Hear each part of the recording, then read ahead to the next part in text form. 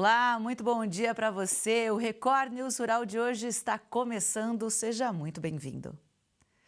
Olha, começou o vazio sanitário da soja em Minas Gerais. Até 30 de setembro, nenhuma planta viva de soja pode permanecer nas lavouras, incluindo a soja voluntária. A medida é necessária para interromper o ciclo da ferrugem asiática, doença que pode provocar a perda de safras inteiras. O produtor precisa eliminar qualquer planta de soja viva, inclusive de beira de estrada e silos, pois assim evita que o fungo fique vivo no período entre safras. A Graciele, fiscal do IMA, faz a função mais vital nesse período e vai até as propriedades. O produtor preenche também o cadastro do vazio sanitário, disponível no site do IMA. O cadastro é composto de informações de dados de área da propriedade, bem como a variedade de plantio e a quantidade em hectares plantado. Essa aí é a estimativa de colheita dessa soja, quanto que ele vai colher daquela área. Esses dados são muito importantes para a gente ter um histórico de variedades resistentes e também da quantidade de produto que pode ser adquirido, principalmente em relação a agrotóxico, em relação de insumos agrícolas, para um levantamento de melhor qualidade para o produtor e para o município. Entre 2001 e 2003, a ferrugem avançou com apetite e velocidade nas propriedades de Mato Grosso do Sul, do Goiás, São Paulo, Minas Gerais e também pela região sul do país. Na época, produtores relataram perdas em torno de 20% na lavoura. E o combate através de fungicidas caros comprometeu 30% dos custos. O vento é o principal responsável por trazer de outros continentes os esporos da ferrugem asiática que acabam contaminando a lavoura de soja brasileira. Mas nesse caso, nessa viagem, ele chega aqui diluído, um pouquinho mais fraco. Por isso, o vazio sanitário fortalece as medidas para que a ferrugem asiática não acabe com a soja brasileira. Com esse vazio sanitário, a gente tem uma redução considerável da quantidade de esporos no ar. Por quê? Porque esse fungo ele só cresce em plantas de soja viva. Ele é altamente especializado em tecidos de soja, portanto, a ausência dessa cultura no campo durante esse período faz com que, durante esse período mínimo de 90 dias, o fungo vá ficar inviável, né? Esses esporos ficam inviáveis e morrem. Além do vazio sanitário, é imprescindível utilizar cultivares com resistência genética ao fungo, também plantio no início do período liberado para a atividade, né, logo após o vazio, cultivares de ciclo precoce para evitar períodos de alta presença do fungo. O produtor é notificado a retirar todas as sojas que estão na área, certo? E caso ele não cumpra essa notificação, ele sofre penalidades administrativas de acordo com a legislação vigente, ou seja, ele pode receber um auto de infração. África do Sul e Singapura retiraram as restrições de exportação à carne de frango brasileira. A compra dos produtos brasileiros por esses países também foi suspensa depois do registro de um caso de influenza aviária em granja comercial no Rio Grande do Sul. Juntos, África do Sul e Singapura importaram quase 470 mil toneladas de carne de frango do Brasil em 2024. A África do Sul foi o quinto maior importador no ano passado. Segundo o levantamento do Ministério da Agricultura e Pecuária, desde o final do prazo do vazio sanitário em junho, 25 países já retiraram as restrições para a exportação da carne de frango. 10 ainda mantêm a suspensão total. Com a suspensão restrita ao estado do Rio Grande do Sul, são 17 países. 2 países têm a suspensão limitada ao município de Montenegro, onde o caso foi registrado. O Japão mantém a suspensão para os municípios de Montenegro, no Rio Grande do Sul, Campinápolis, em Mato Grosso e Santo Antônio da Barra, em Goiás. 6 países mantêm a restrição somente à zona onde o caso foi registrado, no Rio Grande do Sul. A qualidade do ovo está diretamente ligada à maneira como as galinhas são tratadas. Em Pernambuco, um criador investe no bem-estar das aves para melhorar a produção. A gente tem a ideia de que o bem-estar que esses animais vão receber, a qualidade de vida, tudo isso vai reverberar na qualidade do ovo. O que é um dos pontos que faz parte do bem-estar? É soltar os animais. Então, hoje existem algumas formas de você dimensionar esses animais. Os animais presos dentro do galpão, que é o sistema cage free, esse sistema ele permite você dimensionar de 5 a 6, 7 aves por metro quadrado, e quando elas estão soltas em piquete, inverte. Agora, as galinhas criadas nesse modelo, elas começam a pôr com quanto tempo?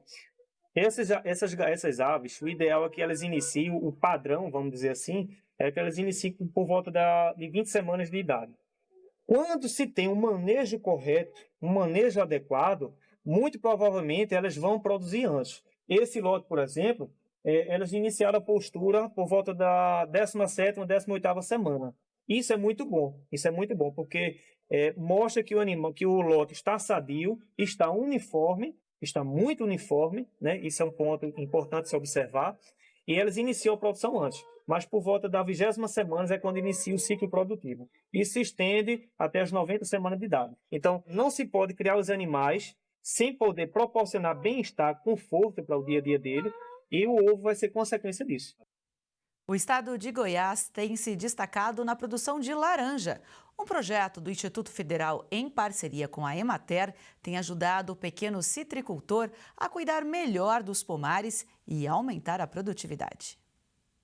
A laranja, que abastece tanto o mercado de mesa quanto a indústria de sucos, tem garantido uma safra de ótimos preços para os produtores. A cultura da laranja tem sido grande destaque para o estado de Goiás, com o decorrer de uma série histórica com o avanço de produção e produtividade. Quando a gente observa, então, os levantamentos de safra produzidos pelo IBGE, nós podemos ver nessa última safra um grande aumento em produtividade quando a gente compara com safras anteriores. Mas por trás da fruta doce, tem muito trabalho técnico e orientação no campo. Em Goiás, um projeto do IF Goiano e da Emater tem mudado a realidade de pequenos e médios citricultores. A iniciativa leva conhecimento técnico, orientações sobre o manejo correto do pomar, além de práticas sustentáveis como irrigação controlada e poda direcionada. O IF Goiano Campos Morrinhos tem esse campo de pesquisa aqui justamente para a gente mostrar o quanto pode ser interessante e descobrir a adaptação desses cruzamentos aqui. E um dos situações interessantes que a gente promove é a divulgação, né? Mostrar para a comunidade que em Goiás é possível cultivar citros. Com apoio técnico, os agricultores recebem orientações desde o preparo do solo até a colheita. A atenção especial com a nutrição e o controle de doenças é o que faz diferença no bolso do produtor. Aqui no IF Goiano, em Morrinhos, os estudos da fruticultura já têm permitido com que produtores rurais possam investir e viabilizar o cultivo de diversas variedades de citros, o que tem permitido com que os produtores possam colher durante todo o ano, e não apenas na época da safra. À medida que a gente vai fazendo acompanhamento aqui com o laranjal, com a tangerina e com a lima, a gente tem um espelhamento do que a gente vai viver no campo posteriormente. Então isso aqui é uma vida futura prática que a gente passa dentro do Instituto. A parceria entre instituições tem impacto direto na produção local. Em um cenário de alta nos preços e demanda aquecida, os agricultores que adotaram as práticas recomendadas conseguiram aproveitar melhor a safra. No ano passado, o preço da caixa de laranja ultrapassou R$ 100 no mercado de mesa. E mesmo as frutas de menor qualidade encontraram destino nas indústrias de suco, que enfrentam estoques reduzidos em todo o país. Com uma queda de mais de 27% na produção em estados como São Paulo e Minas Gerais, Goiás desponta como um importante polo citrícola. E a expectativa para a safra 2025-2026 é grande: suprir a demanda global e manter o ritmo de crescimento. Um robô foi criado para resolver um problema de escassez de mão de obra em fazendas na Califórnia, nos Estados Unidos. Uma espécie de carrinho movido a energia solar tem sido testado em plantações de algodão. Com câmeras, inteligência artificial e braços metálicos equipados com pequenas lâminas, o robô reconhece as fileiras de cultivo e remove apenas o que precisa ser removido, como ervas daninhas, por exemplo. Tudo isso sem usar uma gota de combustível e sem despejar químicos no solo. A missão da empresa é regenerar a terra com a robótica. Eles acreditam que a saúde das pessoas começa no solo e que a agricultura pode ser feita com tecnologia limpa. Os robôs, inclusive, desligam sozinhos quando escurece e voltam a trabalhar quando o sol nasce. Cada unidade custa aproximadamente US$50 mil. A ideia é que os trabalhadores do campo passem a monitorar as máquinas, assumindo funções mais técnicas e menos exaustivas. A conectividade é uma tecnologia indispensável para o bom desempenho da agropecuária, mas não está disponível para todos. Um estudo mostra que em Mato Grosso, o maior produtor de grãos do Brasil, apenas 18% das áreas de cultivo possuem cobertura de internet móvel. No norte do país, a situação é ainda pior. Mesmo sendo o maior produtor de grãos do Brasil, o estado de Mato Grosso ainda esbarra em um problema que envolve algo que já faz parte da rotina de toda a população: a conectividade. Um estudo recente realizado pela Universidade Federal de Viçosa, em parceria com a Conectar Agro, mostra que apenas 33,1% das áreas brasileiras de cultivo de soja possuem cobertura de internet móvel, ou seja, 4 ou 5G. Em Mato Grosso, esse percentual cai para 18%. O relatório mostra que os maiores índices de conectividade móvel nas lavouras de soja estão relacionadas às regiões Sul e Sudeste. São Paulo aparece com 68,8% e o Paraná desponta com 72%. Por outro lado, a região norte e os estados que compõem o Matopiba, a cobertura de internet móvel, em muitos casos, fica abaixo dos 15% da área. Nesta propriedade, localizada nos arredores de Itaúba, no norte de Mato Grosso, onde a produção se divide entre soja e milho, existe apenas o sistema Wi-Fi na sede da fazenda. O sinal é distribuído por uma torre e atinge os alojamentos e barracões. Mas nem sempre foi assim. Em outra propriedade, o mesmo produtor já teve a experiência de possuir um sinal de internet móvel, o que facilita o dia a dia dos trabalhadores. Em qualquer lugar que nós estivéssemos lá dentro da área, a gente tinha comunicação, desde resolver um problema de uma peça, de um suporte, de um equipamento, alguma coisa, né? Como também o dia a dia, né? Lá nós tínhamos essa facilidade, coisa que hoje, que nem aqui na nossa atual realidade, nós já não temos, porque nós ficamos dependendo de um lugar fixo, como uma sede, né? Ali para nós ter essa comunicação. Então, se às vezes a gente está no campo, tem alguma coisa para resolver, nós temos que retornar até a sede, né? Para o agricultor, a internet móvel permite que a comunicação seja mais efetiva durante os processos diários, o que, consequentemente, traz melhorias para a produção. Hoje, cada vez os equipamentos são mais tecnológicos, né? Então, assim, tu tem uma certa dependência da comunicação, tanto para resolver problemas, quanto para justamente tu trabalhar com esses equipamentos, né? Outro impasse causado pela falta de internet móvel é a dificuldade no momento de contratar novos funcionários. Com a conectividade crescendo cada dia mais, muitos candidatos desistem das vagas por falta de sinal de internet, mesmo quando há o sinal Wi-Fi em áreas determinadas da propriedade. Uma vez caiu uma torre aqui próxima aqui que fazia a repetição do sinal para a gente e a gente ficou 10 dias sem comunicação. E parece brincadeira, mas eu perdi funcionário por causa disso. De ser maleáveis e flexíveis, assim, num determinado momento do trabalho ali, ou do dia, você dá a liberdade para a pessoa ir até um local que tem essa comunicação, né? O Brasil deve colher mais de 336 milhões de toneladas de grãos nesta safra, mas a gente sabe que não tem lugar para armazenar toda essa produção. A situação é sim alarmante. Para conversar com a gente sobre esse assunto, a gente recebe então o consultor em agronegócios, Carlos Cogo. Muito bom dia, Cogo, tudo bem? Um prazer ter você aqui com a gente. Bom dia, e o prazer também é nosso poder colaborar no dia de hoje. Bom, a gente então já fala aí de um assunto sensível, né? O Brasil ano a ano vem produzindo mais, a gente sabe disso. A safra de grãos mais uma vez deve ser recorde. E aí, Cogo, essa informação de safra recorde é boa e também não é, né? Sim, é boa, né? O país vem avançando, né? Hoje é o líder global em exportações do agronegócio, o maior exportador global em agronegócio, mas a produção realmente vem crescendo a taxas muito maiores que a nossa capacidade estática de armazenagem, né? Que cresce praticamente metade do que cresce a produção. Então, de uns 8 anos para cá, essa situação realmente se agravou, até chegar no ano de 2025 com 124 milhões de toneladas de déficit de armazenagem.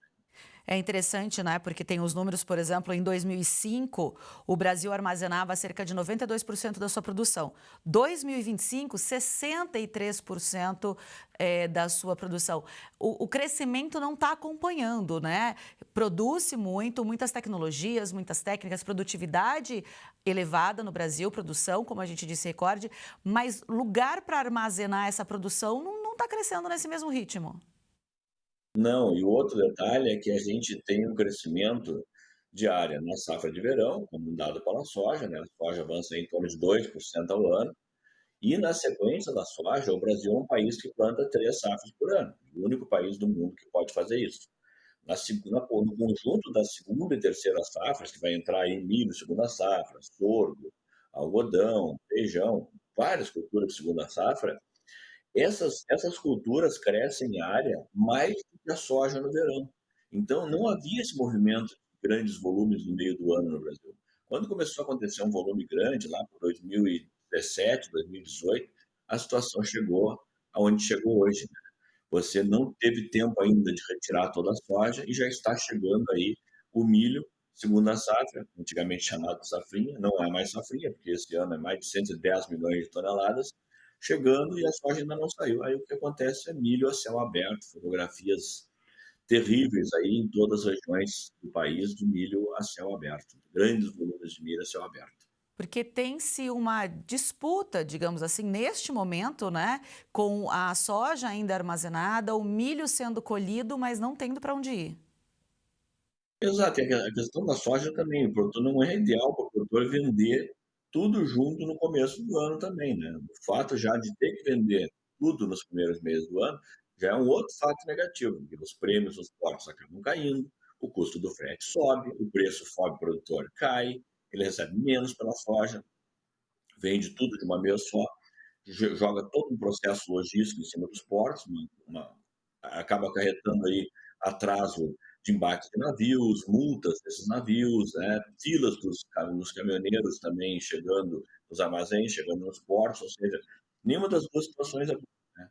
Você não consegue escoar a soja no momento que deseja, tem que escoar tudo ao mesmo tempo, no ter armazém, e quando chega o milho segunda safra, quanto mais maior essa segunda safra é, mais problema ela acaba trazendo, porque deveria ser uma solução e não um problema. É interessante porque a gente tem toda a cadeia aí impactada, né? A gente tem o produtor, a gente tem o frete, a gente tem o comprador, a gente tem a relação aí também do escoamento dessa produção, do embarque muitas vezes para outros países, embarque internacional. É toda uma cadeia que é impactada por falta de espaço no armazenamento dos grãos. Com certeza, todo mundo, e dá para falar até o consumidor, né? É um assunto que vai chegar nele pelo seguinte: você acaba tendo um impacto de baixa do preço, como está acontecendo agora, que o milho vem sabando de preço, justamente por não ter espaço para armazenar. Esse produto cai de preço agora, reduz o preço dos derivados, das carnes, etc., aquelas que usam rações, que usam milho, frango, suíno. Você quer um efeito estacional de queda de preço agora, o produto sobe com força daí, depois na entre-safra, quando já foi escolhido, e acaba gerando um processo inflacionário também. Então, ainda tem impacto também para o consumidor, mas sem dúvida, o maior impacto é para o produtor. A consultoria aqui fez um trabalho apresentado na AgriShow ano passado, que mostra que em 2 anos os produtores perderam 40 bilhões de reais com essa situação de déficit de armazenagem, de ter que vender tudo de forma apressada no mercado. Ou seja, ninguém sai ileso, né, dessa situação. A gente fala muito da porteira para dentro, da porteira para fora, para dentro o produtor sendo prejudicado, para fora o consumidor também sentindo os impactos disso. E mais, o Brasil está crescendo em direção ao Arco Norte. Nós temos muitas novas áreas agrícolas hoje, no Acre, Rondônia, no Amapá, na parte do Nordeste, fora daquele eixo lá do Mato Piba, do oeste da Bahia. E essas regiões já estão com casos graves de déficit de armazenagem também, né? Tocantins tem um déficit de mais de 5 milhões de toneladas, o Maranhão já tem quase 6 milhões de toneladas. Você pega casos assim, estados que são novos ainda. O caso de Rondônia abre a sua agricultura há poucos anos, com força, e já tem um déficit de 4 milhões de toneladas também. Então, isso acaba atingindo assim todo esse conjunto de novos players, de novas fronteiras agrícolas que estão entrando no processo produtivo e também não têm capacidade de armazenagem. E o mais grave de tudo, né, que eu acho que vale a pena ressaltar, é que justamente nas fazendas é que está o nosso menor poder de estocar produto. Nós só temos 16,8% da capacidade de armazenagem nas fazendas. Então, o produtor não tem aonde guardar, ele tem que mandar para algum lugar. E todo mundo manda ao mesmo tempo. E aí manda ao mesmo tempo, pelas mesmas estradas. A gente acompanha aqui a situação de muitas estradas, principalmente com relação a essas novas fronteiras, né? Se a gente pensa que os maiores estados produtores não têm estrutura para armazenar e escoar muitas vezes essa produção, as novas fronteiras agrícolas, um dado interessante, né? O Mato Piba, metade da produção não tem silo garantido. Rondônia, só 23%. E quando a gente vai para o Maranhão, muitas vezes o grão tem que percorrer aí mais de 100 quilômetros, né, para poder achar um lugar que não se sabe se vai ter espaço ainda para ele. Então, essas novas fronteiras, ótimo, vão se expandindo as áreas, mas toda a cadeia não está preparada para isso.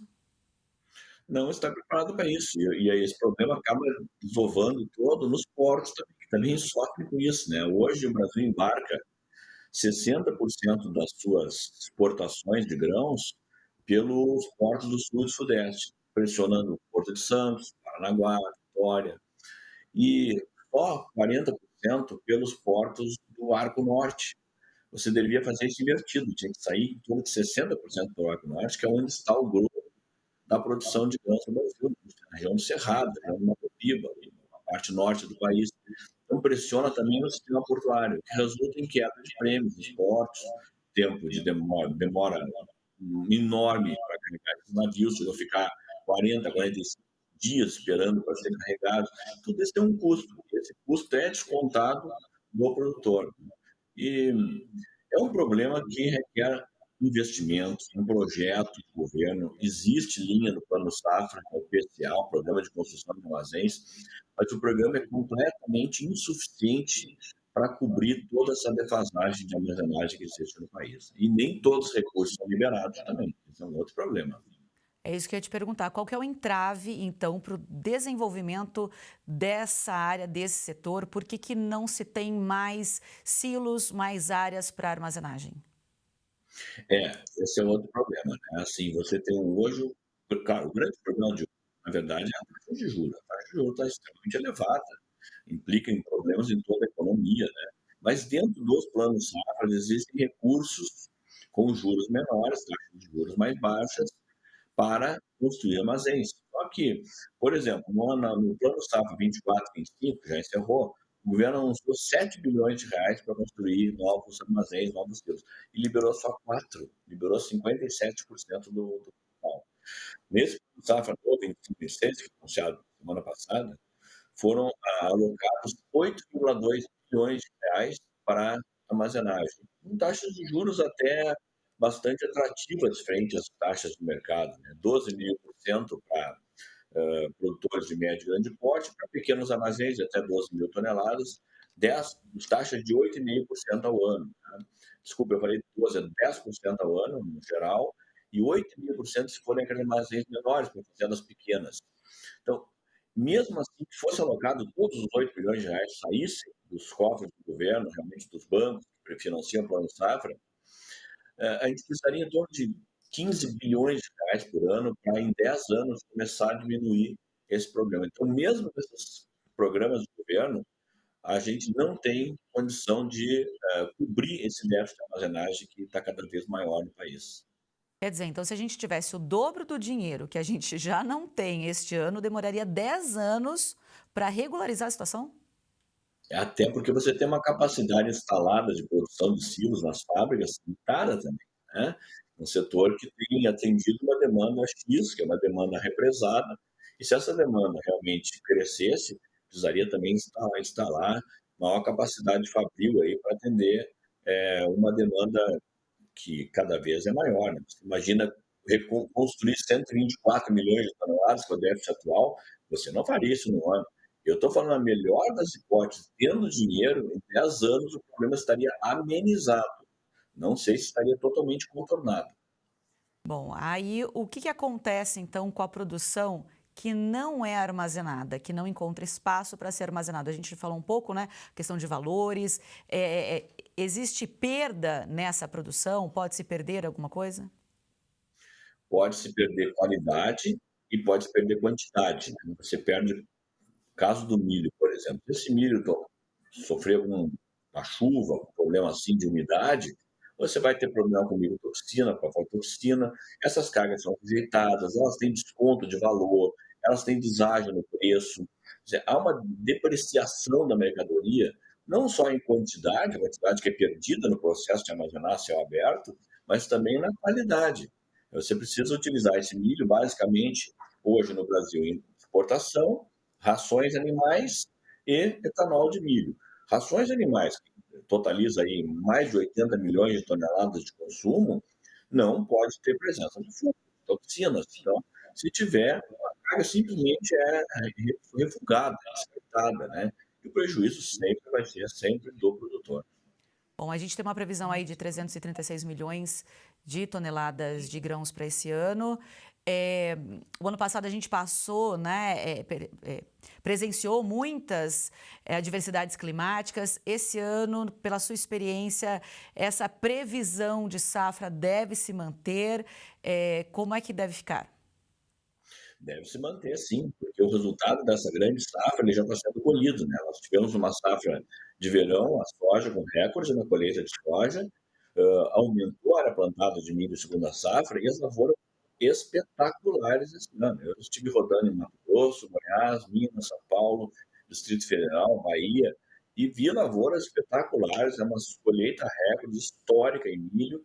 Essa safra, a segunda safra de milho, que é super importante para abastecer o mercado de rações, de etanol, de etanol, e exportação, o Brasil tem vários clientes lá fora, ela tem crescido de uma maneira saudável. A gente realmente espera que isso continue acontecendo. Mas essa segunda safra desse tamanho, o que se torna um trunfo, né? Uma notícia boa, acaba se tornando um problema difícil de administrar, né? Porque você vai ficar aí com quantidades enormes de produto a céu aberto, literalmente. Perda de qualidade, de valor, renda e competitividade, uma situação que ela precisa começar a ser resolvida o quanto antes, para que daqui a um tempo, daqui a uns anos, como você disse, a gente tenha aí a situação um pouco mais amenizada. Isso tem que ser um projeto de país, projeto de Estado, né? Independentemente de partido, de quem está no poder, tem que ser um projeto de Estado. O Brasil não pode mais conviver com essa situação. É o único país do mundo que tem essa situação de déficit, né? Você pega o caso dos Estados Unidos, né? Os Estados Unidos são hoje também um dos maiores produtores de grãos do mundo. Eles têm safra de 680 milhões de toneladas de grãos, gigante, e tem capacidade para quase 700 milhões de toneladas, ou seja, não fica uma grama de grão a céu aberto, né? Isso protege o produto e protege o produtor também, né? Questão de qualidade, quantidade e valor, e competitividade também. E também permite a eles, né, que não vendam toda a safra imediatamente após a colheita. Eles podem vender pausadamente, não pressiona o mercado de frete, não pressiona os portos, faz uma operação mais fluida ao longo do ano, né? E isso resulta em mais valor no bolso do produtor. Bom, então a gente percebe que aqui no Brasil o desenvolvimento da produtividade de áreas foi muito mais rápido do que a preocupação, o investimento, enfim, com essa linha para armazenamento, para escoamento. Então está na hora de uma coisa chegar no ponto da outra, né? Porque a produtividade não vai parar, né? O aumento de área, de produção brasileira, a tendência é que continue crescendo e assim a gente espera, mas esse outro fator importante tem que chegar junto. Sem dúvida, a área vem crescendo em média no Brasil 2% ao ano. Só que a produtividade de grãos tem crescido 3% ao ano e resulta nesse grande aumento de produção. E é importante a gente frisar que o problema não é só a armazenagem. A armazenagem é um dos pontos do problema. O outro problema é o que nós estamos falando agora, logística, né? Capacidade de estrada, novas ferrovias que façam escoamento. As ferrovias estão em todas as concessões travadas, paradas, né? Precisando que sejam destravadas, né? O Brasil escoa aí hoje 64% da sua safra de grãos em cima de caminhões. E o ideal seria distribuir isso melhor em caminhões e trens, ferrovias, junto com hidrovias. Hidrovias, o Brasil é um pouco pobre em hidrovias, mas ferrovias, do tamanho que o Brasil tem continental, deveria ter uma malha ferroviária maior. Nós temos hoje menos de 20 mil quilômetros de ferrovias em processo normal de trânsito, e os Estados Unidos, por exemplo, operam em 335 mil quilômetros de ferrovias, né? Ou seja, você não tem um canal também fluido para transportar o produto. Então, o problema começa no armazém e depois vai desembocar no sistema logístico. Perfeito. Kogu, muitíssimo obrigada pela sua participação, pelos seus dados, pelo seu conhecimento. Foi uma entrevista muito legal que deu para ampliar os horizontes aí, a gente pensar um pouco mais na frente das dificuldades do agronegócio brasileiro. Muito obrigada, um ótimo dia. Eu agradeço a participação e um ótimo dia para você também. Muito obrigada. E essa edição do Record News Rural fica por aqui. Muitíssimo obrigada pela sua companhia e audiência. Até a próxima.